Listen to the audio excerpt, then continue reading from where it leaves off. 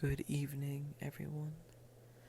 P.A.S.M.R here.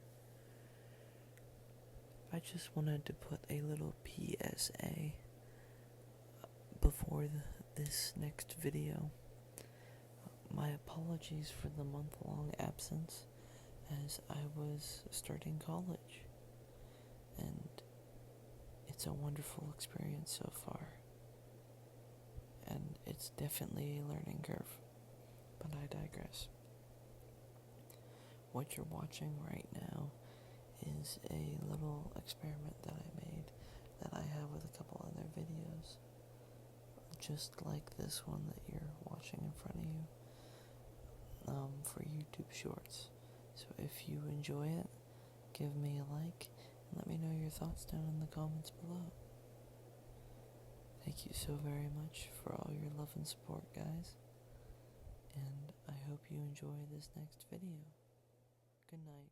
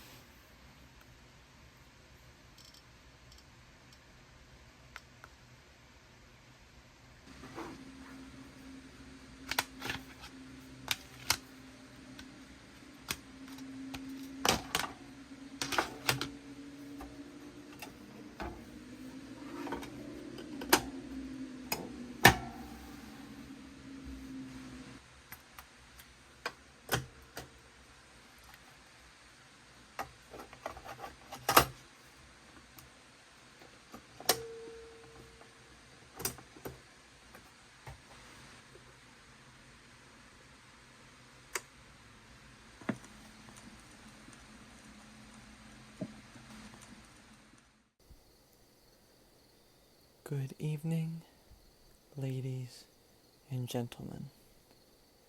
I hope this finds you well and enjoying this cool autumn evening. We're approaching fall here in the great state of Pennsylvania, where the leaves are changing. It's getting a little cooler, and football season has begun.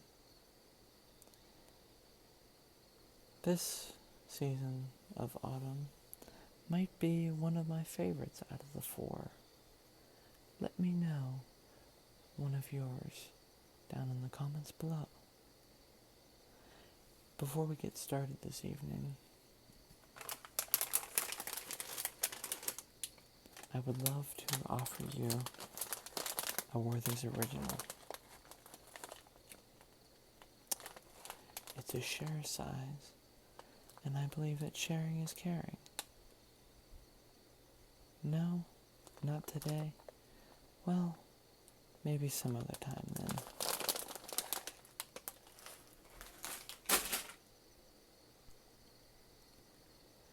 Now you might be wondering, why do I have this guitar in front of me here?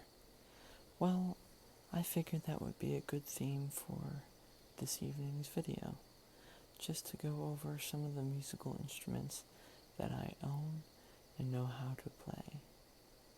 Now, the only instrument not included on this list will be the piano, as it's a full-size piano, and I'm not able to move it up into my bedroom.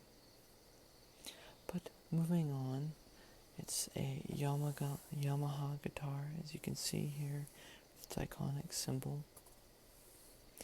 And in this front little pouch is where all my music is stored. And let me show you what I have.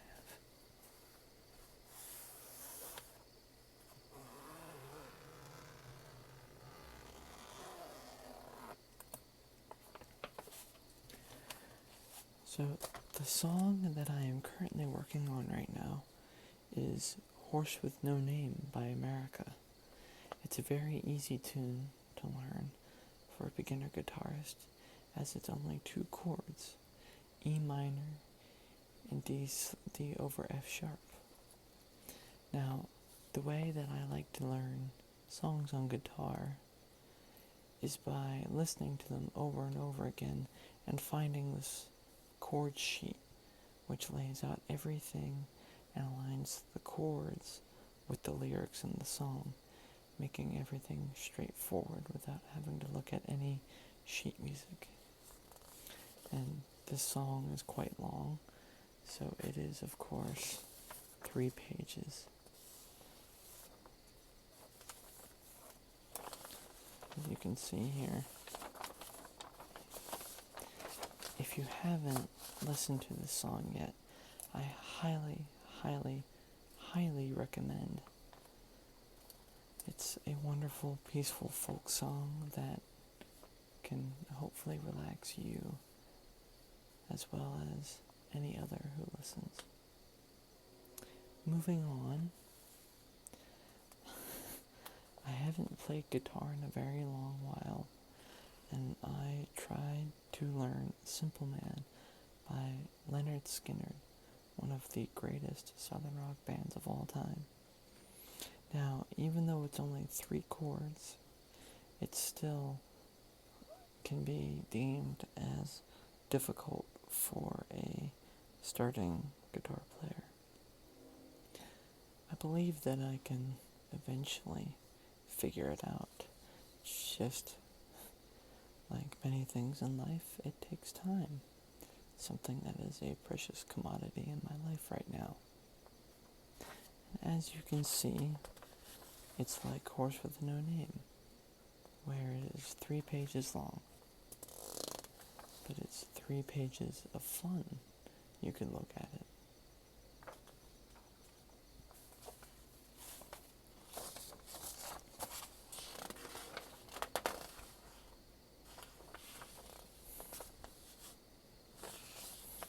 Another song I highly recommend you go and listen to. Not as relaxing as Horse with No Name, but that's not its intent. So the next song that I've tried to learn is Brown Eyed Girl by Van Morrison. Again, it's a very easy song to learn on guitar, and one of the first that can be taught, because you can use on each of the chords there's easier fingerings for. As this is only 2 pages, it's a nice little quick earworm tune that is also fun to play. And finally, I printed this goofy, but Eleanor Rigby. It's quite simple. It's only 2 chords, C and E minor. And again, it's a chord sheet, just like all of these are, where the chords line up with the lyrics in the song, making it very easy to distinguish when to play. Now, this is my 3rd instrument that I've attempted to learn, and like anything in life, it takes time and practice. Now, everyone, and I do mean everyone and their mother, likes to use the phrase, practice makes perfect. And I'm not a 100% believer in that statement. I was always taught through my musicality that practice makes permanent, that you can learn things the wrong way, that you can form bad habits that then become permanent and hard to break. I digress. So I just opened the guitar pick pouch, and I have 3 picks, as you can see here in my hand. So this was the very first pick that I ever started on. Can you guess what it's made from? It is made from a bread tie that I was able to cut down into a rough shape, and with its flexibility as well as its thinness made it very simple to play. Then I went to my local music store and got these 2 picks. I asked what were the best guitar picks to start on, and they recommended these 2. I really like the green one. This is the one that I choose to play with all the time. Maybe once I level up my abilities, I'll be able to use the blue one. So we're just going to put these away and get to the meat and potatoes of this guitar and case. But before we get a look at the guitar itself, let me give you a little walk around of the case. So it's very large and unable to fit fully into my camera frame, but as you can see, it's just a nice little soft case that has backpack straps for you to sling over your arms for ease of carrying, and it also has a side handle that velcros together like so.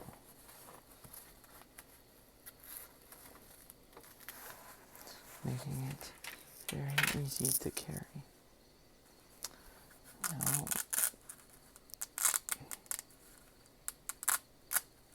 the moment you've all probably been waiting for.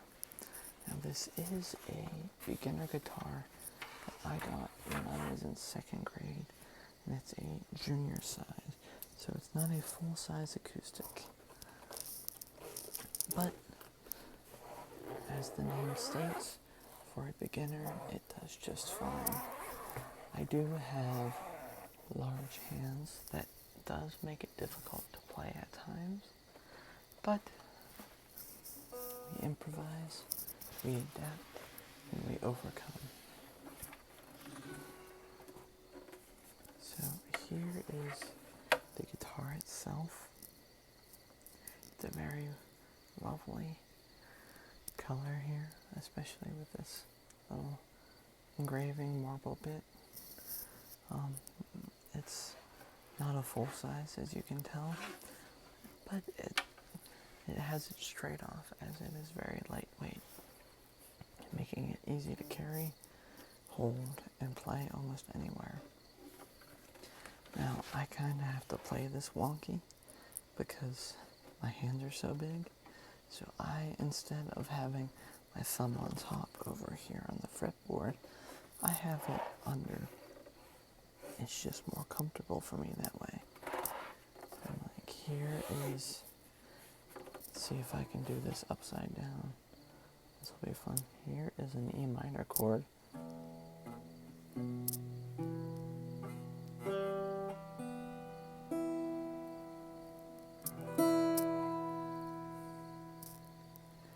And here is the D over F sharp, which is here, this.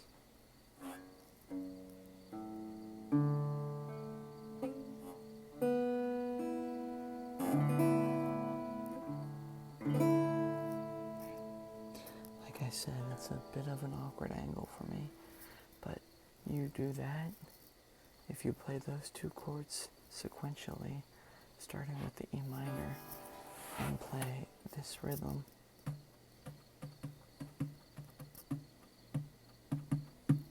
You get Horse with No Name. Let's see if I can do this upside down.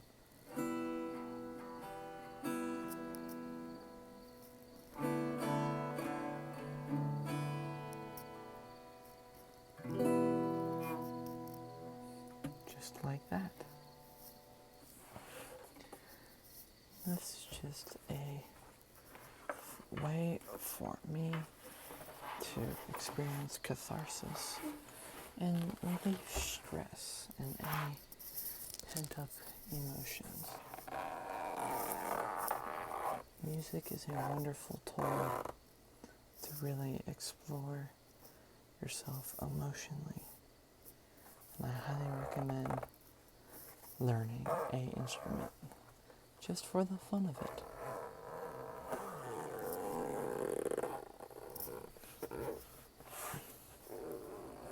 If you're like me and don't like to play for very many people, that's quite alright.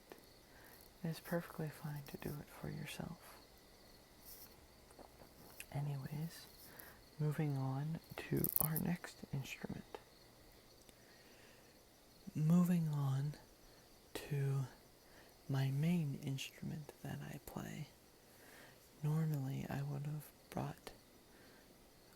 shown you the piano, but as I stated earlier, that would be a little difficult to move. So here is my main instrument, the trumpet. Now this is the original trumpet that I was given to me by my parents in 7th grade. And this is the horn that's been with me through thick and thin. And as you'll see here when I open the case, it has become my marching horn, where I don't care so much about scratches or dents. I just need something a little rough around the edges to play with. Alright, so what a lovely sound. Alright, we're gonna unclasp and unclasp, and we're gonna bring her down.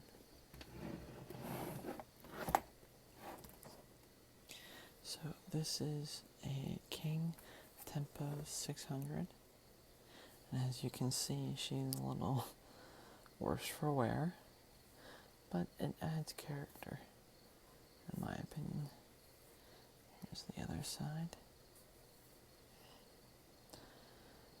Now, it just came back from the shop where it had a cross-member repair right here. You can see the dents in the bell. I dropped it really badly here on the bell. I have it set to fit my hand, so you can unscrew this screw right here and adjust this. I also have as my ring stop so that my third valve slide doesn't go flying out. Yes, that's a zip tie, and yes, does it work? Everything comes apart on it. Everything still moves and works perfectly fine. Let's hit these valves. They're not as crunchy as I thought they would be.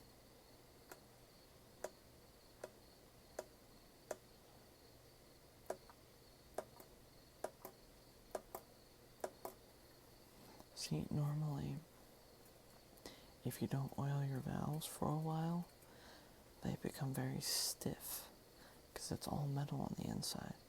And I'll show you what one of the valves looks like in a second. So first this is the first valve slide. If you're 1 and 2 combination, so 1, 2, 1, 2. If any of those notes are out of tune while you're playing, like if they're sharp, which means that the instrument and you are sitting at a higher pitch than the center, you move it out and adjust by ear. Now this is the middle, I guess it's not really a slide, but the middle, the second valve slide, and that's just if spit collects in there, you can pull that out, and and not on, each horn is different, so this one gives me a trigger spit valve, so that when spit collects in here, I can hold 1, 2, and 3, 1 and 3 down, and empty the spit out here. And then on our tuning slide here, which goes out and in, it has as well a spit valve, and everything can come apart, like the bottom of the valve come apart, pull off. You can see it's pretty clean because it just came back from the shop.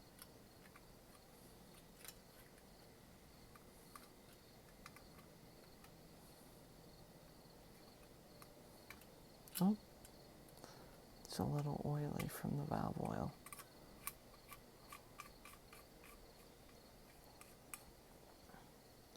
You can make it extra clicky by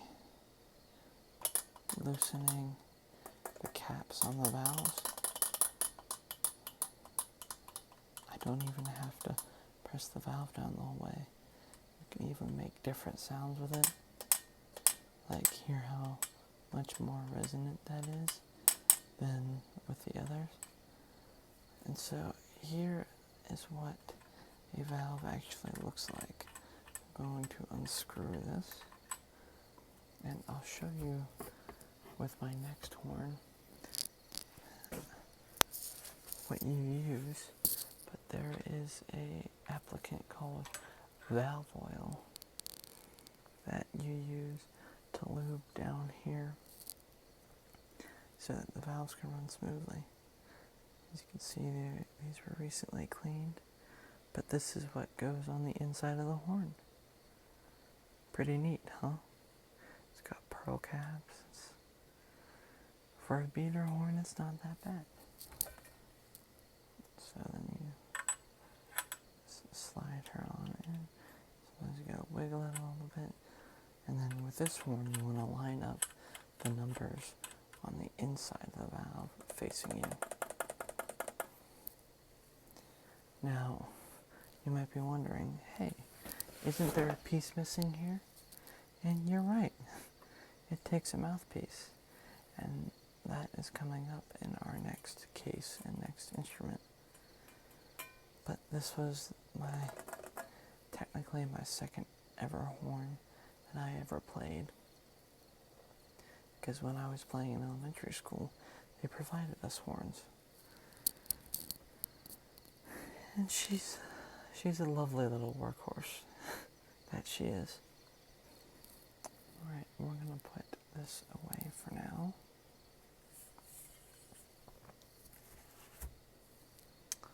And we're going to close this case up.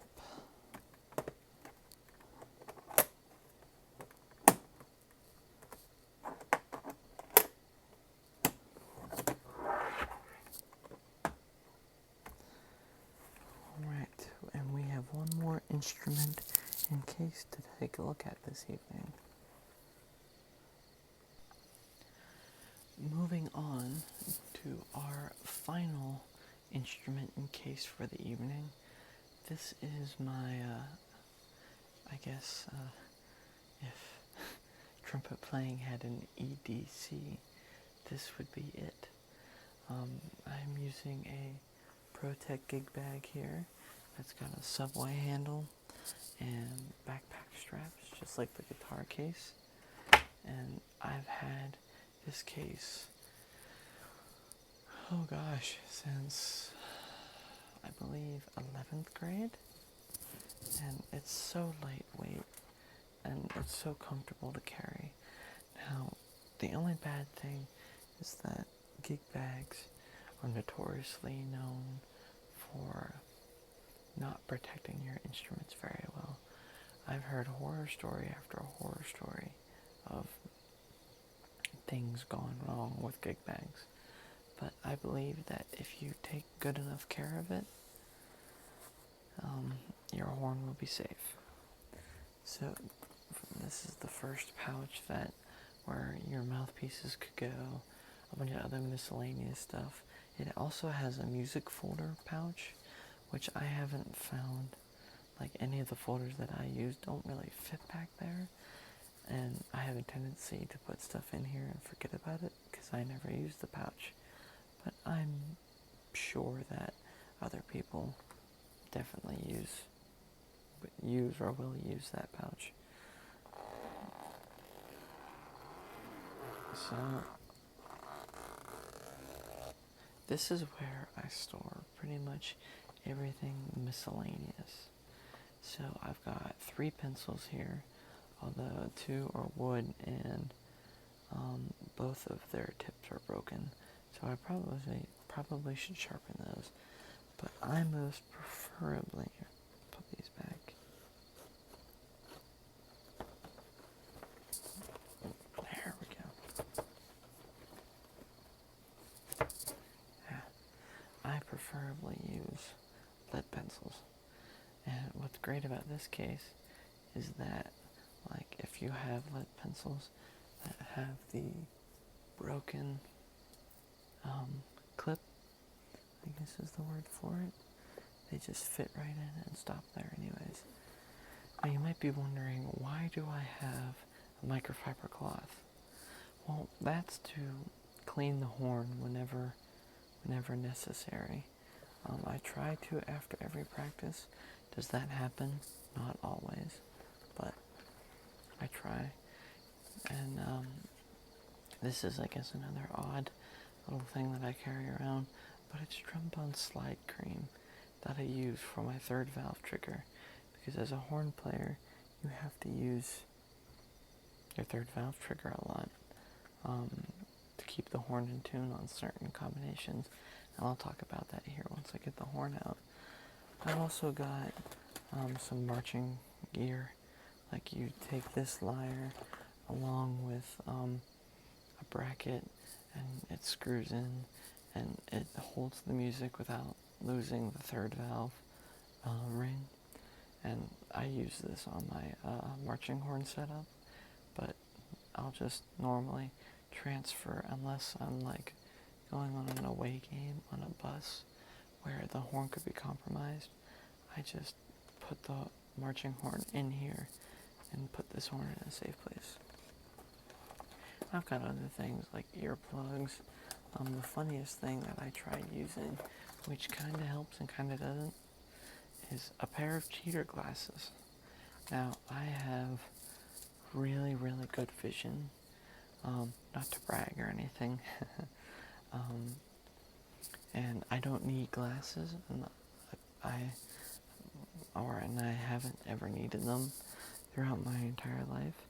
But I will tell you, some of this marching band music can be really small print or really faded, and I guess whenever I'm sight reading music, it's easier for me to get my eyes closer, I guess, so that my brain is doing less while I'm trying to play the music correctly that I'm seeing for the first time. So here is what's called a mouthpiece pouch. Now this is for horn players who have several mouthpieces, like I do. I've known other horn players that have had vast, immense amounts. At one point, there was a famous lead player by the name of Doc Severson, and he was the band leader and the lead trumpet player for the late night show of Johnny Carson. I don't know if any of you know who that is. I hope some of you do. If not, that's perfectly fine. Go ahead and look him up, though. And it was said at one point that Doc Severson had so many mouthpieces that he was able to fill a bathtub full of them. Let that sink in for a second. A bathtub full of these little mouthpieces that I'll show you here in a second. Remember earlier when I mentioned that you use oil to lubricate your valves? Well, this is the valve oil that I use, that I've been using since 4th grade. It's called Blue Juice. Let's see if we can get the glare off the bottle. Set it down. And it's just a nice valve oil that has never let me down. Now there's an argument out about synthetic versus non-synthetic valve oil, and I don't really think it matters, just as long as it's keeping the valves running. You know, what works. If it ain't broke, don't fix it. So here is my entire mouthpiece collection, all in one pouch. So I have it ordered from what I use most to what I never use. So what I use most here is I am on a normal Bach 5C. Now, Bach, who made my trumpet here, they rank cup sizes by letters and numbers, but they're normally whole numbers, like a 5C, a 3C, even a 1C, and I love this mouthpiece. It's so simple, versatile. It's got a big-ish cup, for my fat lips, and it fits perfectly on my face. Now this is something interesting that I always get books about. I got this for Christmas 2 years ago. There is a Ukrainian music company by the name of KGU Music, and they make what's called mouthpiece boosters. And I found that they work. I believe that they work. Now, I've had people tell me that it's placebo and that they don't realize the difference. I do, and it's just made out of pure brass. And what it's supposed to do is it's supposed to take the vibrations from the mouthpiece that escape out and channel it into the horn for a fuller sound. And it's supposed to help with range, which I've experimented with, and it does. So the way you actually put it on is just like that, and then you screw it on. Make sure it's, oh, see, I didn't push it on far enough. So we gotta do it this way. We gotta hit it a little harder. That might have done it. Let's see. That did it. So this is what I use daily when I'm playing, and to me it's a great combination. It works wonders for me, and that might be completely different for other horn players. So to take it off, you unscrew it off like that, and then you take it. Now keep in mind which way this was going. So you want to use leverage as your friend here. Okay, so this was facing this way. So to put it back on, you have to flip it around, and you screw it in, get it almost flush in there, and then you put it on, and you go back. I like to go to this line right here. I think it's a suitable distance for me, maybe a little over. Alright, so that's what I play on daily, and let me show you what I've played on. I've played on a Shilky 10B4, which you could see how, I guess, narrow the cup size is. And it just wasn't wide enough for me. And once I got that 5C with this horn, I felt like I could play thousands of times better. Shilky makes great mouthpieces too. I don't have, like right now I'm using the Bach 5C, and I don't really have a particular favorite. I mean, I recommend the 5C as an all-around kind of thing, but if you want to get particular, go explore on Shilky's website. So this is what I used to play on, a 7C. These are big mamma jammas. These are kind of what beginners play on. As you can see, mine's a little worn. They're great for beginners. Let's just say that. No one playing at a professional level should be using them. But I digress anyways. So we're going to close this up. I'm going to show you the folder pocket. It also has a sleeve where the subway handles can unclip and go into. As you can see, this is just a simple little pocket that you can put music in. Like I said earlier, I've never really used it, but I'm sure there's plenty of people that could find a use for it. So, I'm just going to unvelcro that. Now, I've used this case a lot, and it's stood the test of time. So, before I pull out the actual horn, I'm going to show you one more accessory that I have that most trumpet players, I believe, should have. This is a K&M unfolding trumpet stand. There's normally a rubber piece that goes around here, and I need to get a new one because I've had this since 7th grade as well, and she's also worse for wear. But what you do is, it's got threads on the end, and then these prongs fold out, and then you screw this bad boy back down, and then you set it down, and your horn goes on top of it. And the weight of the horn puts pressure on the feet and keeps it as stable as possible.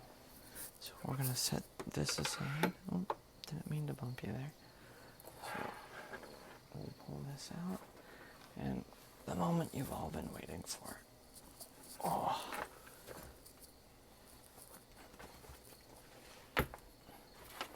So this is my box Strat. Now, I believe this was made in the year 2003. It's a professional horn used by marching bands and extreme professionals alike. Now, big difference is, yes, it has a spit valve here, but it doesn't here. Look at that, yeah, so we'll get to that in a second. It also has, instead of the zip tie and the adjustable ring finger, it doesn't have that, and it has a stopping screw right there. Now, the only modification that I've made is putting on the valve casing guard, just so I don't get fingerprints and I can keep the horn nice. The valves are buttery smooth. I mean, they work tremendously. And it doesn't make the same clicking as the other one, but it still clicks. As you can see, I have what this is called a saddle. Kind of looks like one, and that's to move your 1 and 2 trigger. And then you've of course got your 3rd valve trigger down here. It's got the middle valve, spit valve, or I guess middle valve slide, and then it's got a 3rd valve slide that you pull out and empty. And it's got a tuning slide like my other horn, and all trumpets come with a tuning slide, because if you're not playing in tune, what's the point? I've had this for, I don't know, going on 2-ish years, 2-3 years. I got this when I was 16. Hard to believe that wasn't that long ago. It feels like ages. It's got, it's got the pearl valve caps on it. And yeah, it's just a really wicked horn, and wicked in a good way, I should say. It plays great, it looks great, it feels great, and I love everything about it. And here is how the stand then works. ProTech also made the leather valve cover, and it's just, as you can hear, it's just Velcro. Yeah, and that is my last horn of the evening for you guys to take a gander at. I hope you guys enjoyed this video this evening. I had a lot of fun making it. If you enjoy my content, feel free to give me a subscribe, or give me your subscription, I guess. Maybe drop a thumbs up too. That would be quite appreciated and very helpful. I hope, if it was your intent for this to put you to sleep, I hope you did. If not, I hope this brought you some peace and calming. in a world full of stress. I wish you a good night, a good evening, or even a good morning. Thank you very much for watching, and I'll hope to see you in the next one.